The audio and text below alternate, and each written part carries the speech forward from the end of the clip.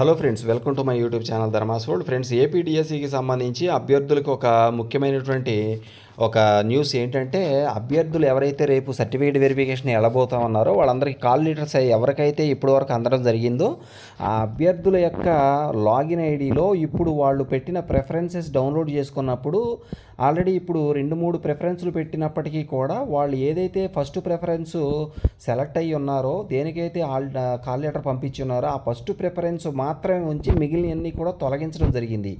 అది మీ ఎవరైతే call letter download చేసుకున్నారో, ఎవరైతే కాల్ లెటర్ పొందారో, మరి ప్రభుత్వం వారు ఎవరికైతే కాల్ లెటర్ పంపించడం జరిగిందో ఆ యొక్క ఫస్ట్ ప్రిఫరెన్స్ పెట్టుకున్నటువంటి ఆ అభ్యర్థులు ఎవరైతే ఉన్నారో వాళ్ళకి ఆ ఫస్ట్ ప్రిఫరెన్స్ మాత్రమే ఉంచి మిగిలిన ప్రిఫరెన్స్లన్నీ కూడా తొలగించడం జరిగింది.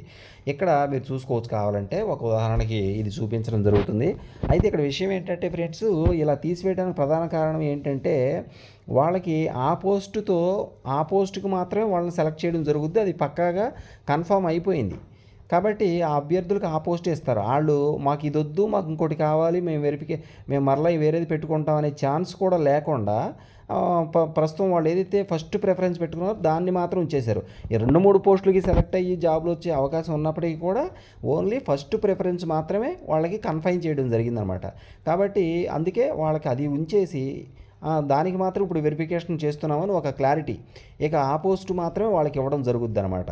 కాబట్టి మిగిలిన పోస్టులు ఏవైతే ఉన్నాయో అవి సెకండ్ ఆప్షన్ కింద వేరే వాళ్ళకి ఇచ్చేయడం జరుగుద్ది. ఆల్రెడీ వాళ్ళ తర్వాత క్యాండిడేట్ ఎవరైతే ఉన్నారో వాళ్ళకి ఆల్రెడీ రెండో ఆప్షన్ కింద ఆ పోస్టు ఇచ్చేసేసి ఉంటారు ఈ పాటికి. అందుకే ఈ క్యాండిడేట్కి ఆ ఆప్షన్ తీసేశారు. ఆ 16,347 పోస్టులు ఏవైతే ఉన్నావో వాటన్నిటికీ సంబంధించి అందరికీ ఫస్ట్ ప్రిఫరెన్స్ రాదు కాబట్టి రెండో ప్రిఫరెన్స్ ఇతను పెట్టిన రెండో ప్రిఫరెన్స్ వేరే వ్యక్తికి ఇవ్వాల్సి వచ్చింది కాబట్టి ఈ వ్యక్తికి తీసేశారు.